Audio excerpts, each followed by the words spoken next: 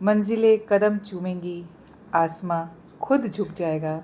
हौसला कर तू बुलंद, रास्ता खुद बन जाएगा। मेरे जीवन में बहुत सारी ऐसी चीज़ें हैं जिसके लिए खुद को प्रिपेयर करना पड़ता है। शायद किसी की भी लाइफ में ऐसा नहीं होता कि चीज़ें खुद ब खुद सामने आती जाए और आप करते जाओ। होता भी होगा किसी के जीवन में, लेकिन मेरे जीवन में ऐसा नहीं है। बहुत साल के एक्सपीरियंस से ये बात बोल रही हूँ। ज़िंदगी खूबसूरत लगती है। घूमने जाती हूँ पहाड़ों पे, पानी में, झरने में, जहाँ मन करता है वहाँ। ऐसा देखने वाले को लगता है। जाने से पहले बहुत सारी तैयारियाँ होती हैं और लौट के आने के बाद भी बहुत कुछ होता है। लेकिन क्या करें, इन सब के पीछे जीना छोड़ दे, ऐसा नहीं होता है ना। हमें खुद के लिए थोड़ा थोड़ा समय निकालना पड़ता है। कहीं जाना है ना तो उसके पहले बहुत सारी प्लानिंग होती है। फैमिली के लिए एक अलग प्लानिंग होती है। अगर बच्चे छोटे हैं, उनको छोड़ के जाना है घर पे, तो उनके लिए, खैर मेरे बच्चे जब बहुत छोटे थे तो मैं तो जाती ही नहीं थी। अब थोड़े बड़े हो गए हैं और 1-2 साल में काफ़ी चेंजेस एज वाइज होते हैं। उनको भी लाइफ के एक्सपीरियंस देने हैं। मम्मा घर पे नहीं होगी तो आपको कैसे रहना है, क्या करना है, तो ये सभी चीज़ें बहुत इंपॉर्टेंट हो जाती हैं और इनमें हो जाता है।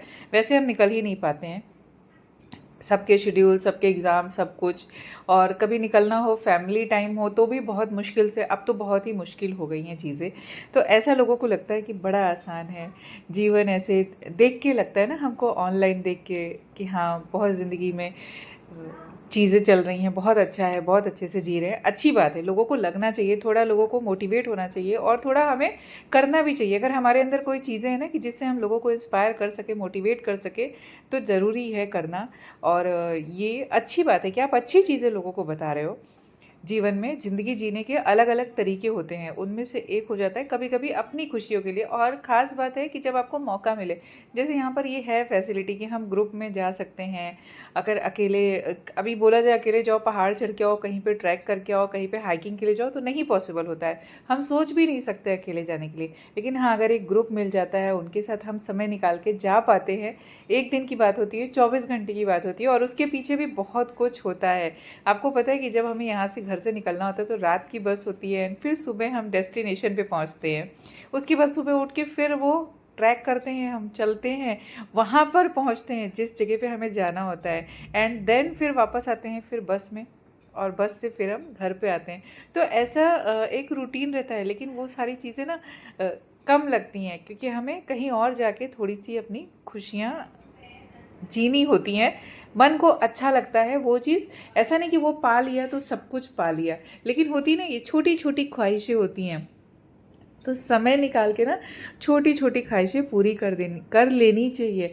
और कभी कभी होता है ना कि अजनबियों के साथ मिलना जुलना, बहुत सारे जब अलग अलग जगह के लोग मिलते हैं, अलग अलग तरह की बातें होती हैं ना, तो बहुत कुछ सीखने को भी मिलता है जीवन में।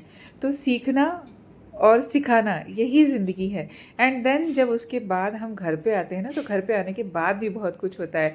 जो वो 24 घंटे की थकान होती है, अगर हाइकिंग पे चले जाओ तो आने के बाद पैर वैर जो दुखते हैं, जब हम सीधे होकर नहीं चढ़ पाते हैं, टॉम एंड जेरी वाली हालत हो जाती है हमारे। ऐसा लगता है कि डोरेमोन आए और कोई अपना गैजेट चलाए और हम बिल्कुल फिट हो जाए। तो ऐसा कुछ नहीं होता है। हमें कैसा होता है, अगेन जाना है, एक नए डेस्टिनेशन पे जाना है। क्योंकि कुछ ही टाइम के लिए, पता है महाराष्ट्र में ना पूरे साल भर जो है मौसम बहुत गर्म रहता है। सिर्फ एक बारिश का मौसम आता है ना, जब वहाँ पे देख के आपको हरियाली दिखेगी, अच्छा लगता है। और हर जगह जो सह्याद्री की पहाड़ियाँ है ना, वो अपनी खूबसूरती की, बोलते हैं ना, चरम सीमा पे होती है। तो उसका आनंद लेना हम कैसे छोड़ सकते हैं। पैर दर्द, माइग्रेन, कमर दर्द, ये तो जीवन भर के साथी हैं, इनके साथ ही चलना है। सो जाइए, आप भी इंजॉय करिए।